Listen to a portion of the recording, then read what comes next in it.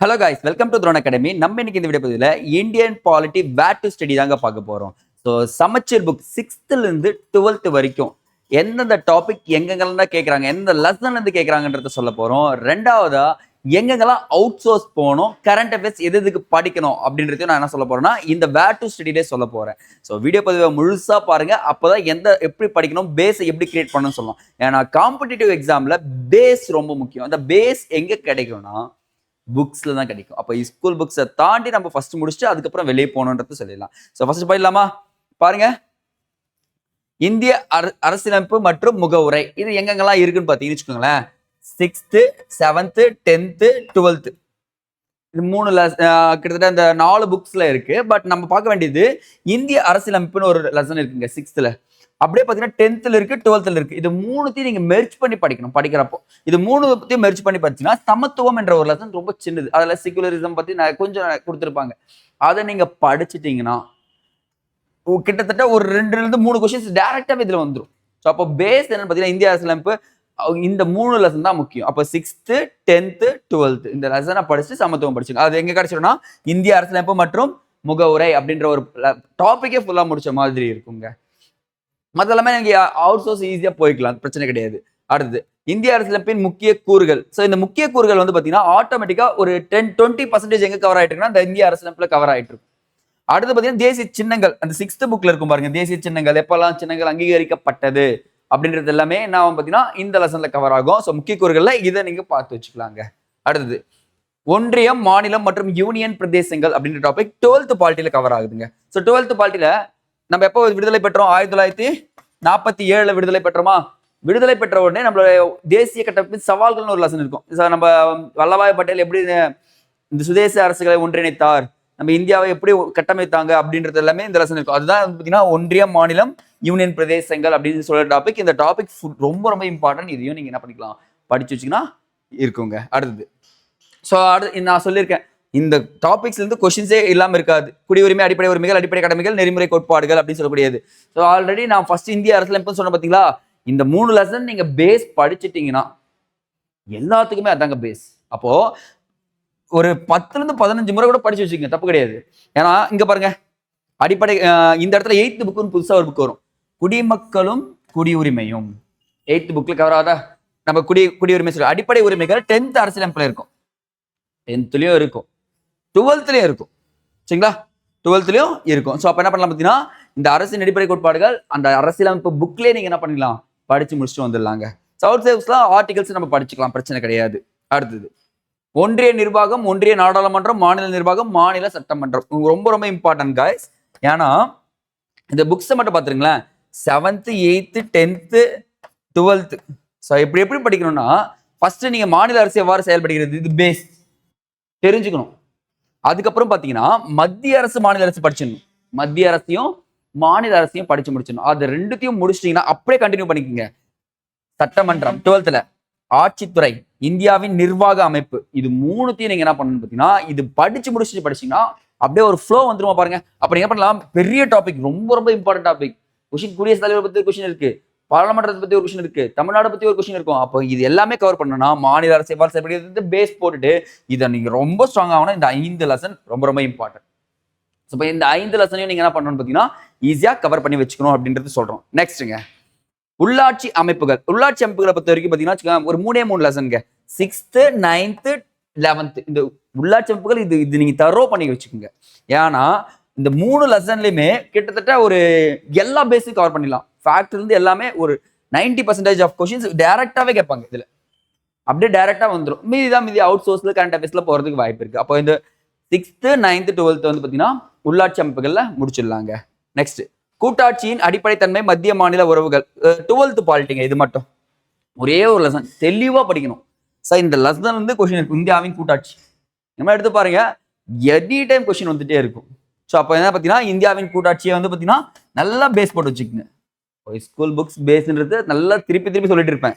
அடுத்ததுங்க தேர்தல். சார் இப்போ நம்ம பார்த்தல மாநில அரசு, மத்திய அரசு இவங்கெல்லாம் தேர்தல் நடத்தும். உள்ளாட்சி அமைப்புகள் பார்த்தாச்சு, தேர்தல் நடத்தணும்ல, தேர்தல் ஆணையம்.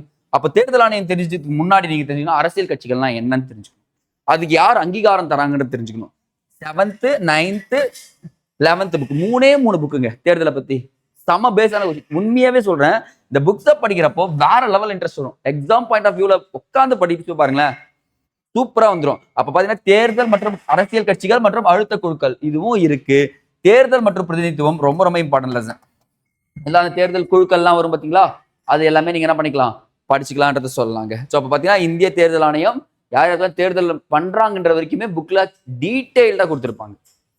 நெக்ஸ்ட்டுங்க, நீதி அமைப்புகள் சட்டத்தின் ஆட்சி. ஸோ நீதித்துறை எடுத்த உடனே நம்ம 2 நீதித்துறை எடுத்துக்கலாங்க.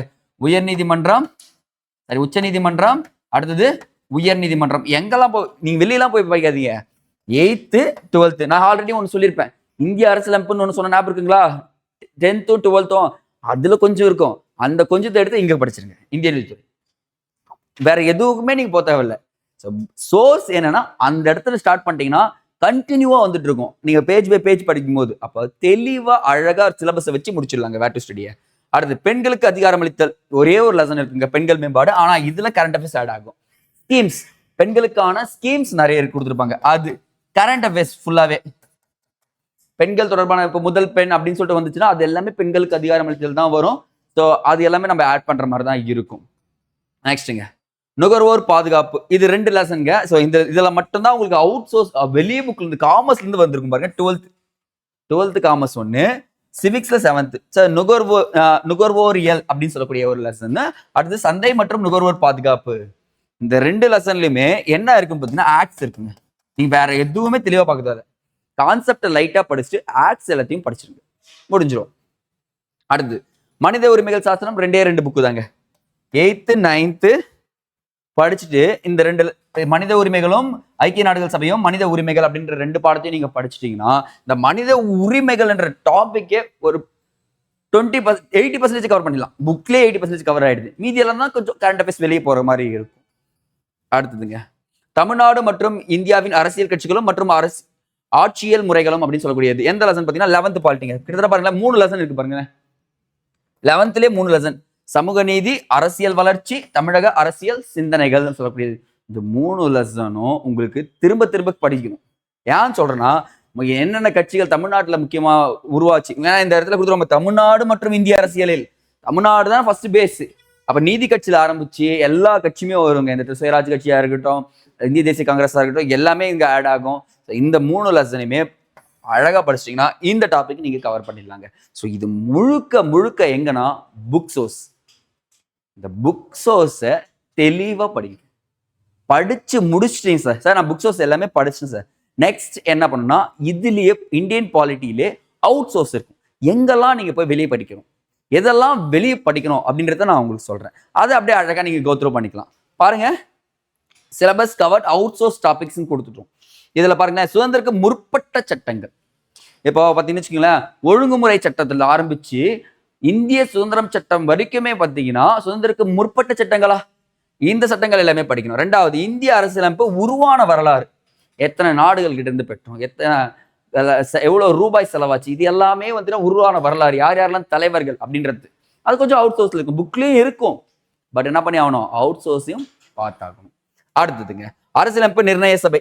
ஆட்டோமேட்டிக்கா இதுவும் புக்ல கொஞ்சம் இருக்கு, பட் ஆனால் அவுட் சோர்ஸ் கொஞ்சம் வெளியே போய் நம்ம என்ன பண்ணி ஆகணும், பார்த்து தான் ஆகணும். அடுத்துங்க, அட்டவணை பகுதிகள் கண்டிப்பா படிச்சாகணும். எவ்வளவு அட்டவணைகள் இருக்கு, எவ்வளவு பகுதிகள் இருக்குன்றத நம்ம படிச்சு தான் ஆகணும். இந்திய தலைமை ரொம்ப ரொம்ப இம்பார்ட்டன்ட். தணிக்கையாளர் என்ற ஒரு கேக் வந்து கொஸ்டின் வந்துட்டே இருக்கும். ஸோ கேக்கும் புக்ல 12th கொஞ்சம் தான் இருக்கும், பட் ஆனால் என்ன பண்ணணும், நம்ம வெளியே போய் தான் படிச்சாகணும். அப்போ பாருங்க, நான் என்ன சொல்றேன்னா அந்த பேஸ் புக்கை படிச்சாதான் இந்த அவுட் சோர்ஸ் நீங்க கவர் பண்ண முடியும். எடுத்த உடனே நீங்க அவுட் சோர்ஸ் போயிட்டீங்கன்னா அந்த பேசிக்கே தெரியாம போயிடும். அப்போ பேஸ் இது ஸ்கூல் புக்ஸ் அப்படின்றத தெளிவாய்க்குங்க. அடுத்து ஆட்சி மொழி. எவ்வளவு மொழிகள் இருக்கு, 22 அலுவலக மொழிகள் இருக்கு. இப்போ 15 கிளாசிக்கல் லாங்குவேஜ். கரண்ட் அஃபேர்ஸ்ல பாக்குறப்போ கிளாசிக்கல் லாங்குவேஜ் இன்க்ரீஸ் ஆயிடுச்சு. 6 இருந்துச்சு, இப்போ 15 கிட்ட வந்துருச்சு. அதையும் சொல்லலாம். நெருக்கடி நிலைகள்னா நம்ம 3 சொல்லாங்க. ஸோ பார்த்தீங்கன்னா நெருக்கடி, வெளிநாட்டு நெருக்கடி நிலை, அடுத்தது குடியரசுத் தலைவர் ஆட்சி, அடுத்து வந்து பார்த்தீங்கன்னா நிதி நெருக்கடி நிலைன்னு சொல்லிட்டு 3ஐயும் பார்த்துடலாம். முக்கிய அரசியலமைப்பு சட்ட திருத்தங்கள். இப்போ வந்து பார்த்தீங்கன்னா 110க்கு மேலே போயிடுச்சு அரசியலமைப்பு சட்ட திருத்தங்கள். ஸோ அதையும் நம்ம என்ன பண்ணிக்கலாம், இங்க ஆட் பண்ணிக்கலாம். அரசியலமைப்பு விதிகள், ஆர்டிகல்ஸ் வச்சு கொஸ்டின் இல்லாமல் இல்லைங்க. எல்லா ஆர்டிகல்ஸும் நீங்க எங்க படிக்கணும்னா வெளியெல்லாம் போகாதீங்க. ஃபர்ஸ்ட் ஸ்கூல் புக்ஸை கவர் பண்றீங்க, அதுக்கப்புறம் ஆர்டிகல்ஸ் வெளியே இருக்கிறது ஆட்டோமேட்டிக்கா எடுத்துக்கலாங்க. நெக்ஸ்ட்டுங்க, உயர் அதிகாரிகளின் வரிசை. சார் உயர் அதிகாரிகளின் வரிசைனா வேற யாரும் கிடையாதுங்க, குடியரசுத் தலைவர்களின் வரிசை, துணை குடியரசுத் தலைவரின் வரிசை, பிரதமரின் வரிசை, இப்போ ஒரு ஃபினான்ஸ் மினிஸ்டரின் வரிசை கூட கேட்டிருப்பாங்க. ஸோ இந்த எல்லாமே வரிசைப்படுத்துக அப்படின்னு சொல்லி கேட்குறப்போ இவங்க எல்லாருமே நீங்க ஆட் பண்ணணுங்க. அவ்வளவுதாங்க. இந்த சைடு பார்க்குறப்ப இந்த சைடில் பாருங்களேன், மனித உரிமைகள் ஆணையம் ஆல்ரெடி புக்ல பார்த்துருக்கோம்ல, அதுதான் மனித உரிமைகள் ஆணையம், தேசிய மனித உரிமைகள் ஆணையம், மாநில மனித உரிமைகள் ஆணையம்.